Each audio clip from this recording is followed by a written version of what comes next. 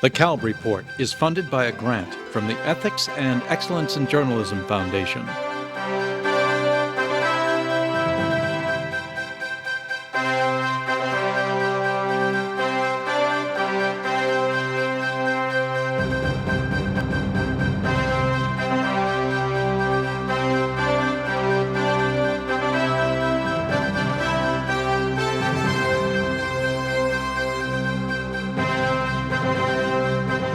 From the National Press Club in Washington, D.C., this is the Kalb Report with Marvin Kalb.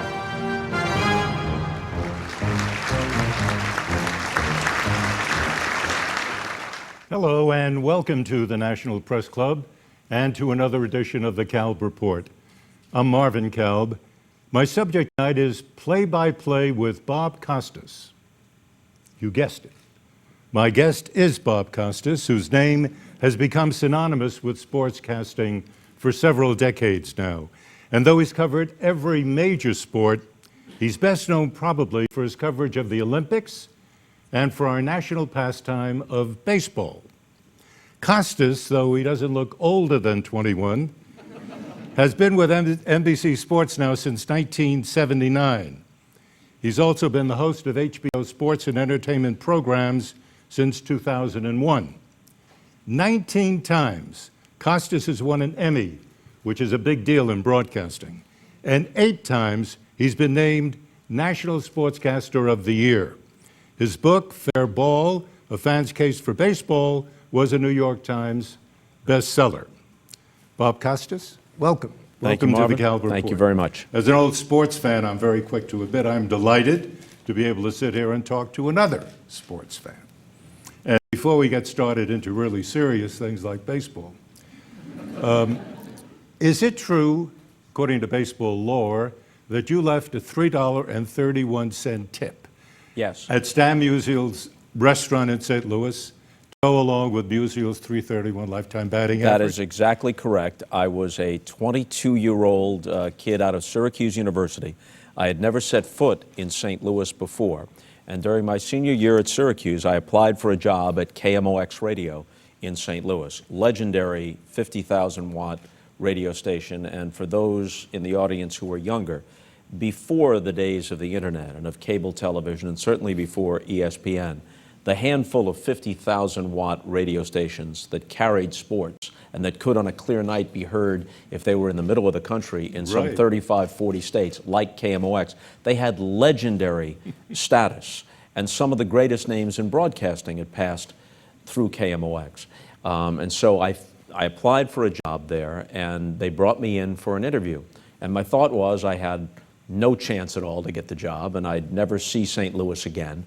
So I made my way to Stan Musial and Big E's restaurant, which was something of a landmark in St. Louis. And I want to emphasize, I am not a cheapskate. I am by reputation a very generous tipper. And it was 1974, and I think the tab for a burger at Big E's came to $8 or $9. And I left a tip of exactly $3.31. That's a very good tip. A very good tip and a very good lifetime batting average. Stan the man hit .331 lifetime. Well, for me, baseball is where it begins and ends. So I gather that's for you as well? Yeah, baseball has always been my favorite sport. Why? You know, I grew up in the late 50s and early 60s around New York. I vaguely remember the Dodgers and the Giants. I was 5 years old when they left. But the Yankees of Mickey Mantle were the team then. Then the Mets came in when I was 10 years old in 1962. And at that time, although many games in New York were on television, all of the baseball announcers, even if they worked on the television side, they were classic radio voices. Yes, they were. Red Barber, Mel Allen, Lindsey Nelson, Bob Murphy, not so much a baseball announcer, but in other sports, Marty Glickman, the young Marv Albert. I spent some time in Los Angeles when I was 8, 9 years old in the early 1960s and remember, like a whole generation of kids, listening to a transistor radio beneath the pillow to listen to the melodic sound of Vin Scully. And I think as much as anything else, because of the announcers and the history and the romance of the game and the storytelling aspect of the game, baseball captured me. Well, I don't blame you. It certainly captured me as well. The old, I think the first baseball commissioner with the unforgettable name of Kennesaw Mountain Landis. Right. He said at one point that every kid has a baseball hero, and he'll kind of light a candle in front of the shrine of that hero. And that candle always burns. And that candle will always burn. Right. Your hero is Mickey Mantle. Yes. Now, how did you get to Mickey? Well, when I first became aware of baseball in the late 1950s, the Mets hadn't come to New York yet. The Dodgers and Giants had left. I had a cousin, still do, who was a couple of years older than me. We led parallel lives, but he was a couple years older than me. And so he loved Willie Mays because he was old enough to be conscious of Willie Mays. Mays was gone, Snyder and the Dodgers were gone, Mantle and the Yankees were it, and he became my favorite player, like so many kids growing up in New York. And I recall that even as a kid, 9 or 10 years old, I didn't confuse, as some do, a baseball hero with a real-life hero, even before we knew some of the details of Mantle's life. And he led a life that was both glorious and in some sense tragic. But even before we knew those things, I never wanted to pattern my life after him. He wasn't my idol. He was my favorite baseball player. And I don't know if I was peculiar in this regard. I know I'm peculiar in many other regards, but I remember when my friends and I would go to Yankee Stadium, and the Yankees would park their cars in kind of a caged area outside the stadium, and then they would walk in, and my friends would want to watch them walk in. And to me, to see Mickey Mantle in a pair of blue slacks, as I once did, and a white cashmere sweater over a polo shirt, totally screwed up the whole fantasy. I believed that Mickey Mantle, or wanted to believe, that Mickey Mantle materialized for batting practice in his number 7 pinstripe uniform, and when the game ended, he disappeared into some netherworld, and I really didn't care as long as he was there the next day for the game. I didn't want to really see him in the flesh except in that baseball uniform. Well, it's a wonderful story. You said in a eulogy to Mantle that he was, and I'm quoting you now, our symbol of baseball at a time when the game meant something to us that perhaps it no longer does. What did it mean to us? Well, Mickey died in August of 1995, so when I delivered the eulogy that day in Dallas, baseball as an institution was still reeling from the strike that had obliterated the '94 World Series and the beginning part of the '95 season. It was before Cal Ripken's big moment in Baltimore a month later when the game began to come back. Many people who loved the game felt alienated in a very significant way. Even those of us who'd moved on to adult lives and maybe we didn't live or die with the outcome of each game as we did as kids, we still felt the generational connection. Grandmothers and grandfathers, fathers and moms onto your own kids. And we felt that that had been tethered in some way, or if not ripped apart. And Mantle, Mays, whoever your player was from that generation, Ernie Banks, Al Kaline, they represented your connection to a time when you followed the game as interesting and exciting, but you also felt fondness about it. And that's a word that I don't feel is applied to modern sports very often. Mm-hmm. Attendance is higher, revenue is higher, in every measurable way, sports are more popular than they've ever been. There may be additional excitement or interest, but So I don't know that the missing connection now? or the fondness What's is missing there. now, Bob? Well, and I've always been a supporter of the rights of players, so they deserve the right to free agency, they deserve their cut of the pie, they deserve to make a large amount of money, but there are consequences with that. It's very rare for a player to play his entire career with one team, so you follow him from the beginning to the end. As I did and so many did with Mickey Mantle and other players. And even teams of that generation who weren't terribly good, at least their fans knew this was my team. And for 6, 7, 8 years, this was the lineup. You know, they got familiar with them and comfortable with them, and you felt some kind of, again, fondness for them or affection for them. You don't feel that that's the case now? Well, I think it can sometimes be the case. I just don't think it's the case to as great an extent. Baseball today is clearly not what it was when I was a kid, and probably not what it was when you were a kid either. And I'm always fascinated by pitchers. They were expected to pitch 9 innings. Yes. These days, if you have a pitcher who goes 6, 7, it's he's a great hero and he earns $15 million a year. Yep. How did that happen? Well, in fact, 6 innings, allowing 3 runs or less, is defined as a quality start now. In 1968, Bob Gibson started, I may be wrong on the number of starts, I think he started 35 or 36 games for the Cardinals. He completed 28 of those games, and 12 of them were shutouts, and his ERA for the year was 1.12. And it was not at all unusual for the top pitchers to throw 250-plus innings, in some cases more than 300 innings. Now, each team has such a large investment in a star pitcher that they're worried about blowing the guy's arm out. Plus, relief pitching has been refined to the point where you've got another guy you're paying multi-millions to close the game. So now you want the guy whose arm you're pampering to just pitch 6 or 7 innings. You'll take chances with kind of a bridge guy to get you to your closer, and you hope the closer finishes it out in the ninth. But hasn't it gotten to a point which is really absurd? For example, managers are now required to be very careful to ration out a certain number of innings for a young pitcher, not to, or a pitch as you count. Put it, blow his arm. Or Yeah, a pitch count. Usually you go it's over 100, that is a big deal, or right? whatever. You go over 100 pitches, that's a lot. Now, how did we actually get to that? How did you get to the point of rationing innings?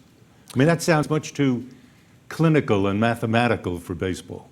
Well, it got to the point where they began to view these people as monetary assets, which in a sense they are. You went from a 4-man rotation to a 5-man rotation, so now it's remarkable somebody pitches on 3 days rest. But people used to pitch on 3 days rest as a matter of course, and the heroic thing was to take the ball on 2 days rest, like Gibson did in '64 in Game 7, like Koufax did in '65 in Game 7. And of course, the reason he did in '65, pitched Game 7 on 2 days rest, was that he declined to pitch Game 1 because it fell on Yom Kippur.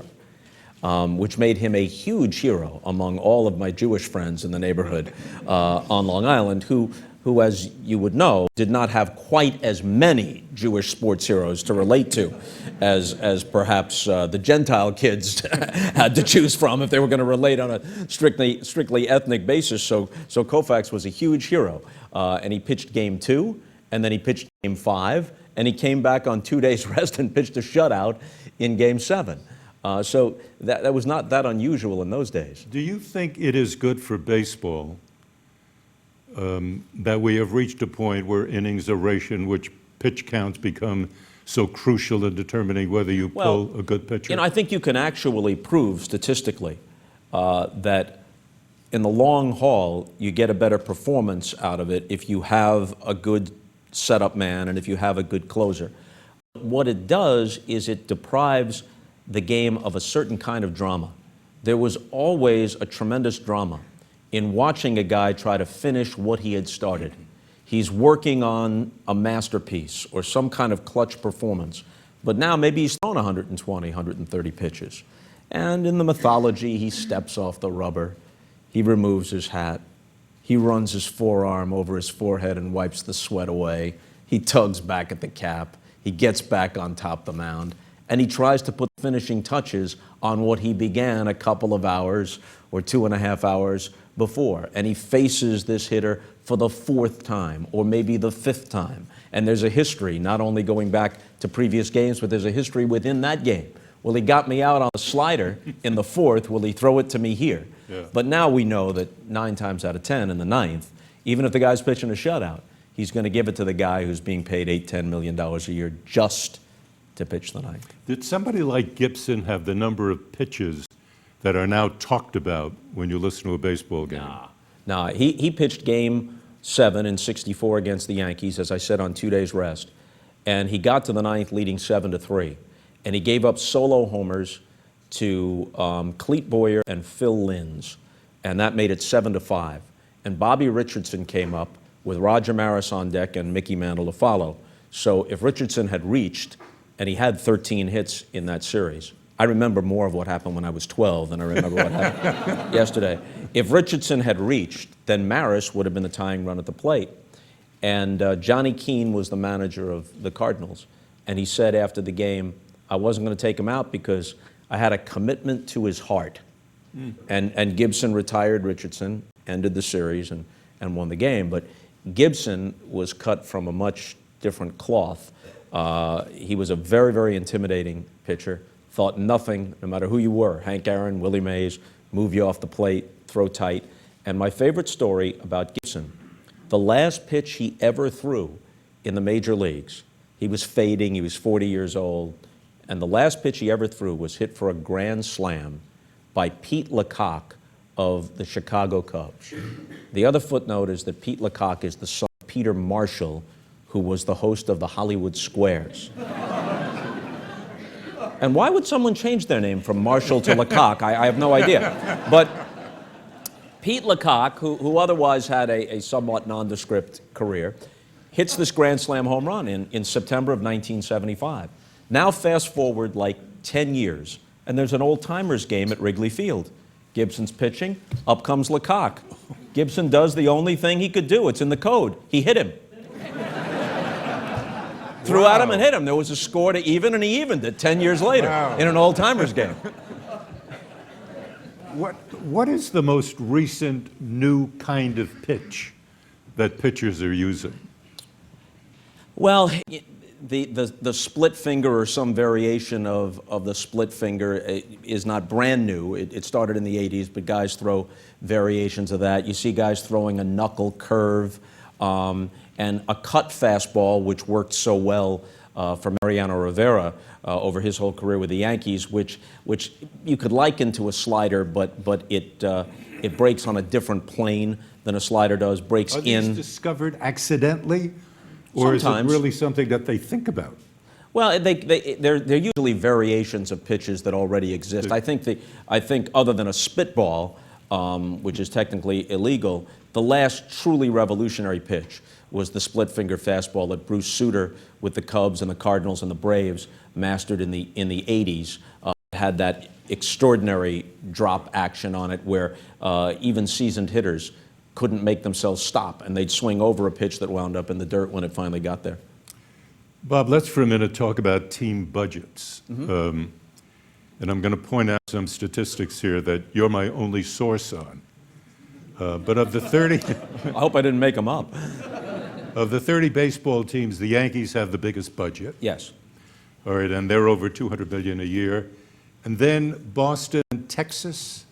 At the time that I wrote Fair Ball, that was true. I don't know that it's true any longer, but Boston still has the second biggest. The Mets are Mets up there. are high. Now, the other 27 teams are not even close to those three teams you said. That has changed some since 2000 when Fair Ball was published, and baseball has improved. It's still imperfect, but they've improved their economics. There's more revenue sharing than there used to be.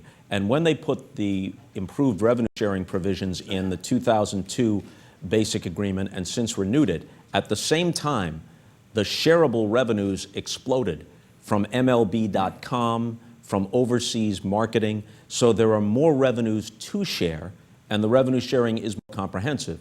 Also, there have been a lot of new ballparks built, which helps the economic situation of a Pittsburgh or a Milwaukee. It doesn't bring them even with the Yankees or the Red Sox, not by any means, but it closes the gap a little bit. And then by dividing into three divisions, some teams and markets are segregated from the markets that they probably couldn't compete with over a full season. But maybe they can win their own division or grab the wild card, and then in a best of 5 or a best of 7, anything can happen in the playoffs. Plus, some teams have kind of studied the landscape. And like Oakland for a number of years, Minnesota more recently, Tampa Bay this past year, they've figured out how to maximize limited resources and still be competitive. So the landscape has changed for the better. It's not perfect, but it's better. It's better, but isn't it still the case that if you have a lot of money, if you can afford to pay $200 million in salaries, that you're going to get better players? Absolutely. All right, and if you get better players, you're going to increase your opportunity to get to the World Series. With intelligent management and a little luck, Oakland, Minnesota, Tampa Bay, someday Pittsburgh or Kansas City could contend in a given year or a given handful of years. But if you gave that same intelligent management $200 million instead of $60 million, who would you bet on? You know, the Yankees this past year underachieved. But no one wants to bet that the Yankees won't be a contender for the most part over the next decade because their resources are so vast that they almost have to be. And the difference between the Yankees and even the Red Sox or the Mets or the Cubs, if they choose to use the resources that they have, or the Dodgers, is that franchises like that can eat some of their mistakes. They've got a smaller margin of error. You know, you make a mistake on a player, you pay Carl Pavano $40 million, he wins 2 games in 3 years, you eat the contract.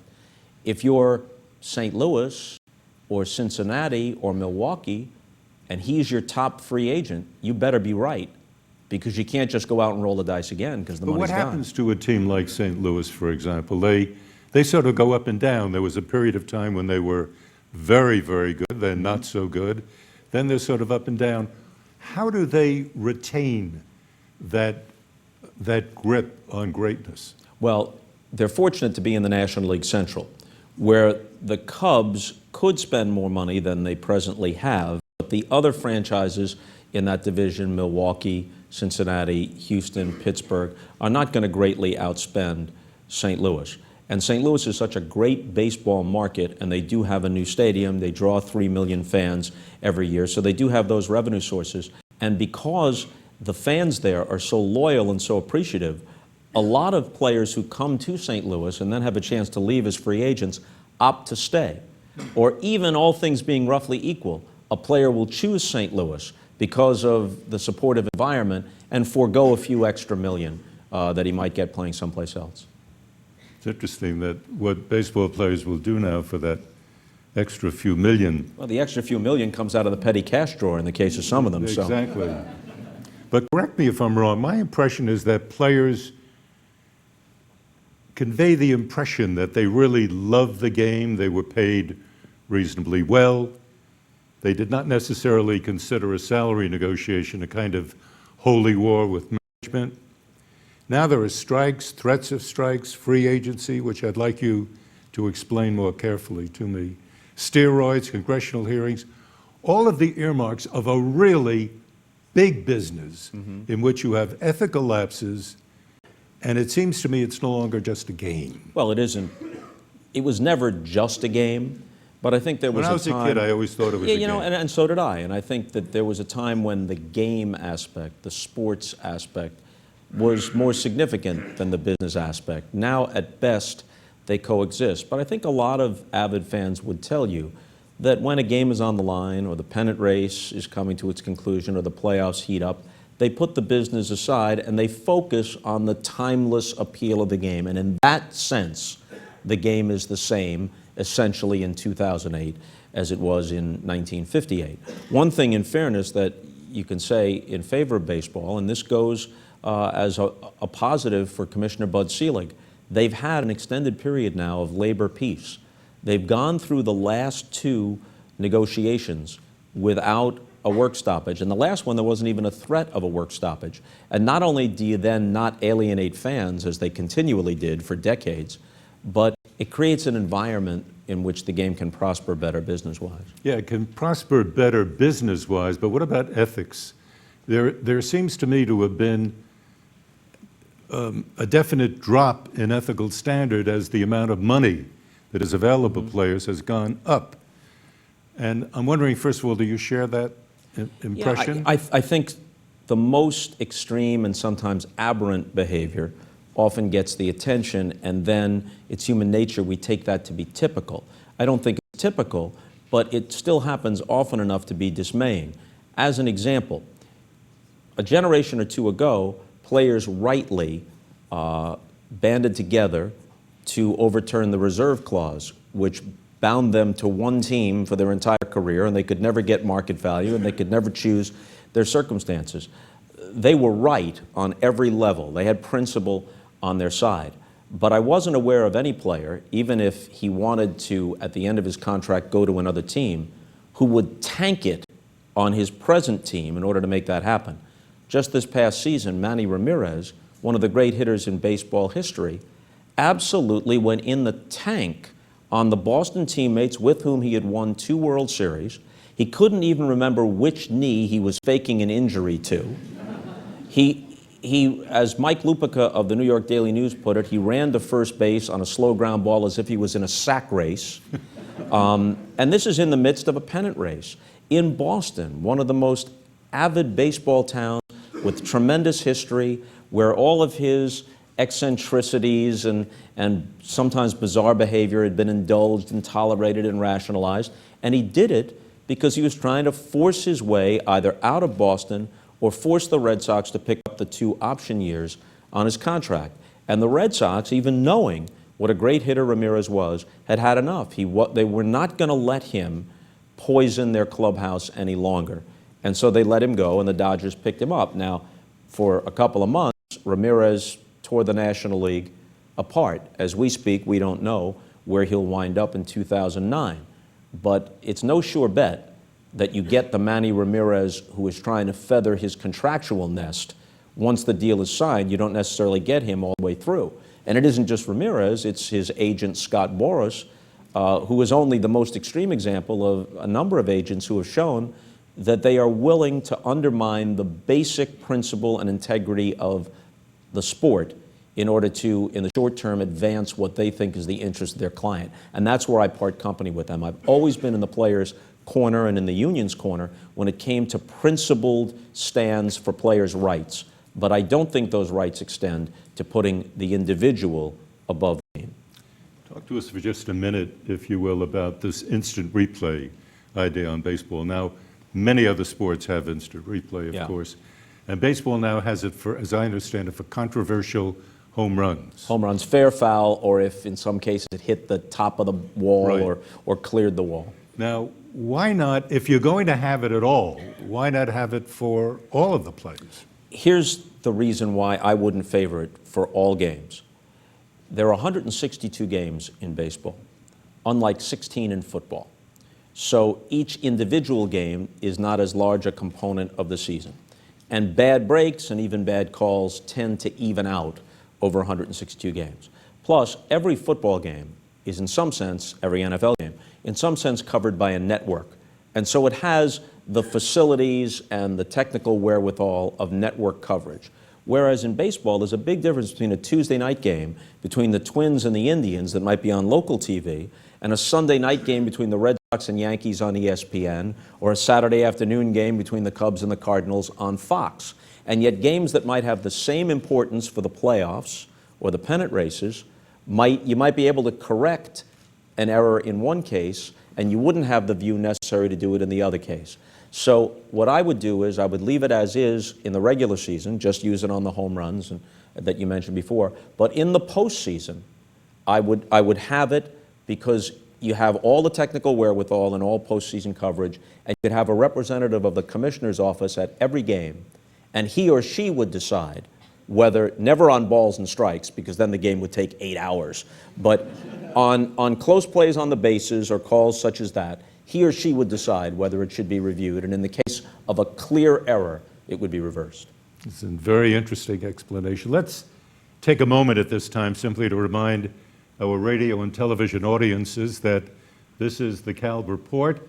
I'm Marvin Kalb, and my guest today is Bob Costas of NBC Sports and HBO.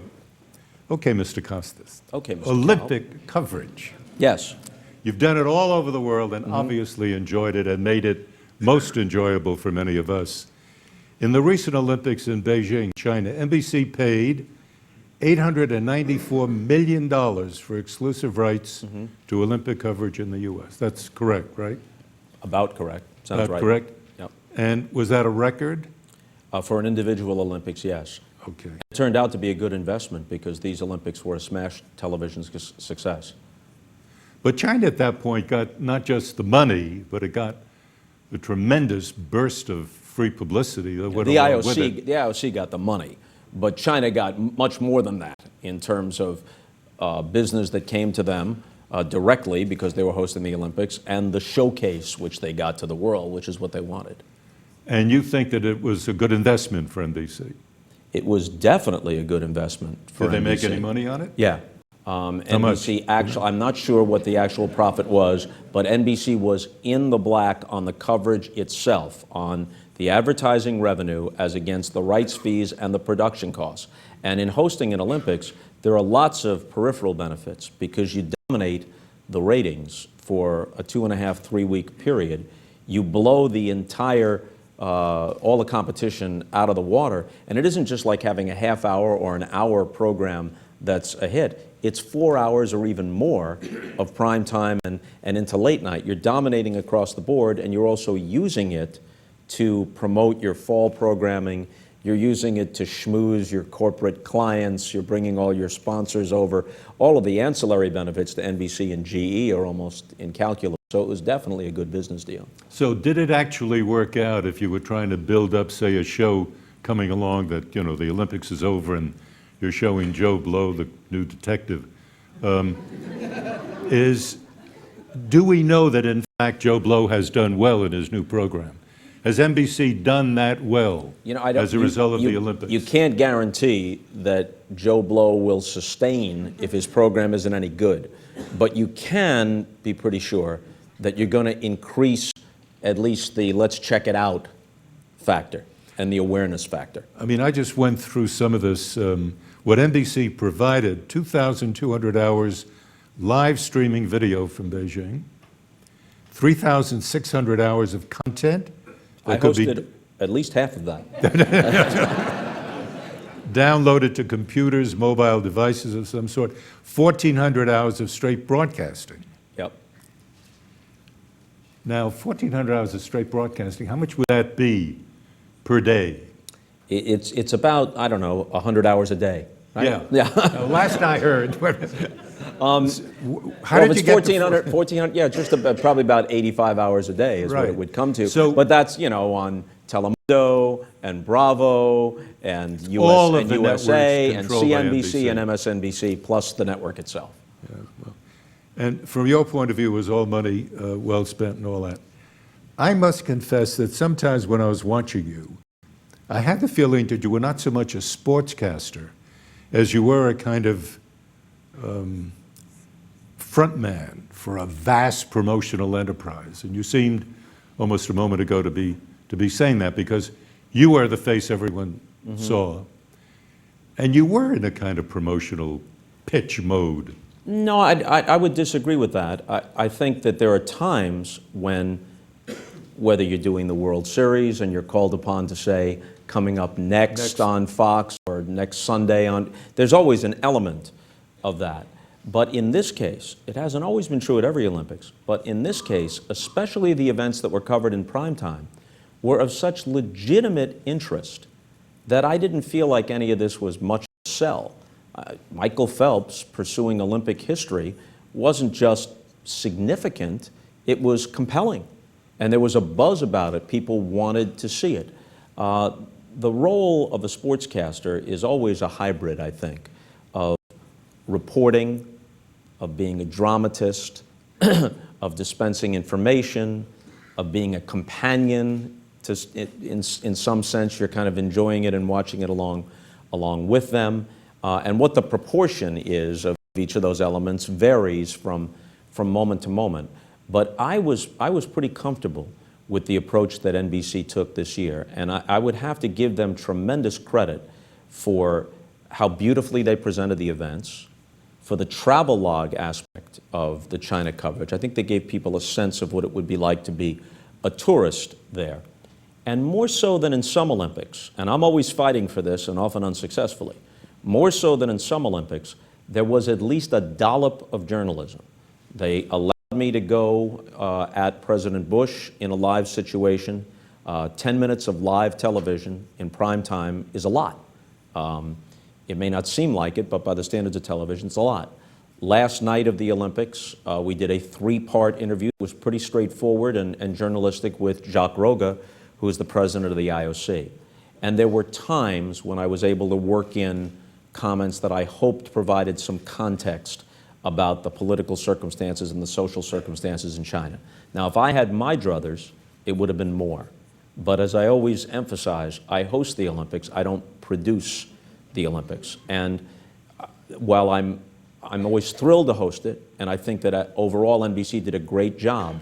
If I could change some things, I would, just as you would if you were sitting there. Well, at one point, you did actually cover the story of the American family that had that tragedy of being tourists in Beijing. And of course, when I was watching that, I remember Jim McKay of ABC during the Munich massacre in 1972. And that was an extraordinary moment when a sportscaster doing the Olympics suddenly found himself in the midst of a fabulous story. Was McKay in any sense on your mind when you did the family? It was a different level. Yeah, with all due respect to the McPherson family, he was the American volleyball coach who had a family member killed. It was a different kind of thing than the Palestinian terrorists, you know, invading the Olympic Village, and then the whole scene that played out with the commandos at the airport in '72, and it was an ongoing thing. And back then, you didn't have CNN, you didn't have worldwide automatic television coverage. So really, McKay and Roone Arledge and his team at ABC were the whole thing. They were the whole thing. And if you watch the tape of it now, it's primitive compared to what you'd see today. Here's McKay just sitting there and often just waiting for Arledge or someone to tell him in his ear what the next bit of information is. And I thought that Jim, who I'm pleased to say I became very friendly with and was inspired by toward the end of his life, and when our paths intersected, I thought Jim was the perfect person because he had been a newsman in Baltimore earlier in his career. And he always retained a newspaperman's sense of story, the importance of words. He wrote beautifully. And yet he had a little bit of that empathy and gee whiz aspect that made him so appealing as a globe-trotting sportscaster. And he brought both elements. He was simultaneously a reporter, and yet he was a human being who wasn't afraid to show that he had been moved by what happened. And he was always very proud. He's a very modest man, but he was very proud that the next day after it was all over, and he finally went back to the hotel and showered. And he actually had been swimming in the hotel pool when Arledge called him. It wasn't his time to be on the air and said this was happening. And he threw his suit and that god-awful mustard yellow ABC blazer on over his wet bathing suit. And the suit dried, you know, in the many hours underneath. And he finally got back to the hotel and cleaned himself up. And there was a telegram, and that was what the world was. A cable was waiting for him. And it was from Walter Cronkite. And it said, "You did your profession proud." And that meant a great deal to Jim. Absolutely. And Cronkite was the kind of gent who would send that kind of cable, too. When the Olympics were over, the New York Times described NBC's coverage as antiquated. You know that. Primarily, the Times said, because it tried unsuccessfully to prevent various websites from carrying footage that you were saving for your primetime programming. So the question that I have is, can networks still effectively retain that exclusivity in an age of so many competing new media platforms? You know, the answer is yes, and as you know better than I, and I have often been, much more so than most people in this business are, critical of my own network. But I would say in this case, when we say the New York Times said, a person at the New York Times said. It wasn't an august meeting of 100 people, and there emerges this considered consensus of great minds. A person, all right, whose entire focus was, this person was obsessed with, what can we see on the web? Well, NBC provided more Olympic coverage on the internet by a factor of dozens of times over than has ever been provided before. Much of it was live. The only parts of it that weren't live were the parts that we saved for prime time, because after all, we're the ones, unlike the New York Times, who spent the $800 million plus for the rights, and those rights wouldn't matter very much if you could watch it all live in your office at 2 o'clock and had no incentive to do so at 8 o'clock in prime time. But even there, we went out of our way to try to arrange with the IOC and the Chinese officials to have some of the premier events in the first half of the Olympics take place late morning in Beijing, which translated into live prime time the previous night in the States. So more of this was live than had previously been the case for an offshore Olympics. I am no apologist for NBC. I have my own reservations about certain things we do. But in fairness, I think sometimes some members of the print media just say, well, what can we do to nitpick this? This was a pretty well-produced Olympics. Where I felt we fell short was that, while we did some, we did not do enough about the social, economic, and political circumstances in China. And those very circumstances were what made, in addition to the beauty of the opening ceremony and the compelling athletic performances, those circumstances is what made these Olympics special. It wasn't just about, hey, we'd like to host the Olympics. It was, this is China, emerging world power, let us show off for you. And it's the job of the press to say, yes, that's all fine, we'll give you your props for that, but let's pull the curtain back to the extent that we can. I thought the New York Times and the Washington Post and a few other outlets did a very good job of that. I thought NBC did a so-so job of that. Okay. I certainly agree with you that NBC could have done a better job on these other issues. Yep. But they did a wonderful job on the sports, which was the reason you were there. That's what we do. In the first place. But the question that I asked you is a little different. The question I was trying to get at is, you have now a kind of competition between different kinds of media. Yep. I mean, you work for a traditional network, NBC, but you also work for HBO. Yes. Okay. Now, with one foot, say your left foot at NBC and your right foot at HBO, where is your body? Where is your heart and soul here? Where are you being pulled? Where is the tug? Well, they're actually complementary. HBO is one of the few places which has an ongoing commitment to real sports journalism and in-depth sports reporting. Some of it is historic in nature. They're documentaries. Others is more journalistic. I mean, basically, Real Sports with Brian Gumbel is like a 60 minutes of sports. My own program, Costas Now, is kind of a hybrid of the two.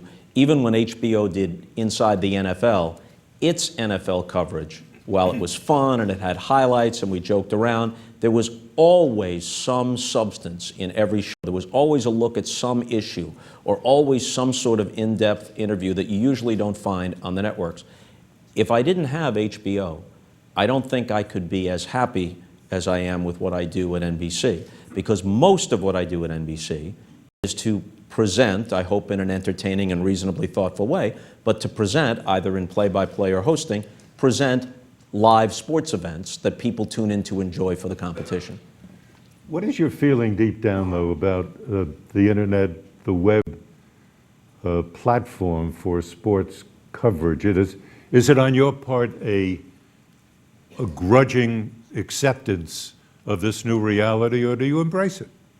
Well, all the networks embrace it to some extent because they have to in order to survive. So everything we do has some sort of internet spin-off. Each Sunday night after we finish covering the NFL game in standard network television fashion, we do about a half dozen segments that are designed just for the internet. So that is... So you continue for another hour or so? Yeah, another 45 minutes to an hour before we leave the studio. My feeling about the internet in general, this is a generalization, its upside is undeniable. It gives everyone potentially a voice, and included among those millions of voices is the next great American novelist. You know, the next Murray Kempton could be out there somewhere. The next Red Smith, from a sports standpoint, could be out there somewhere, and maybe undiscovered for whatever reason. Bill Simmons of ESPN.com could never get hired at the Boston Globe. So he just started kind of writing his own stuff, you know? If somehow the internet existed in the 1770s, Thomas Paine would have put Common Sense on a blog, you know? Bill James of baseball abstract fame, you baseball fans will know who Bill James is. I started reading Bill James's stuff in the late 1970s, early 80s. He wrote the Baseball Abstract, which was this iconoclastic look at baseball statistics, and he would virtually mimeograph it and send it out from his home in Kansas, and about 100 of us got the subscription. Well, he went on to become a big deal, but if the internet existed then, that would have been on the internet. So this is my way of, I'm buttering the internet up before I deliver the haymaker. Is there a lot of good stuff there? Of course. Potentially, could there be even more good stuff? Yes.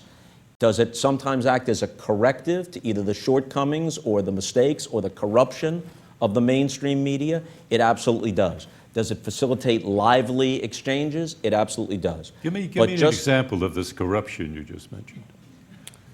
Well, look, if the truth is, even in sports, for example, there are aspects of the business of each of these leagues that we could look at more carefully.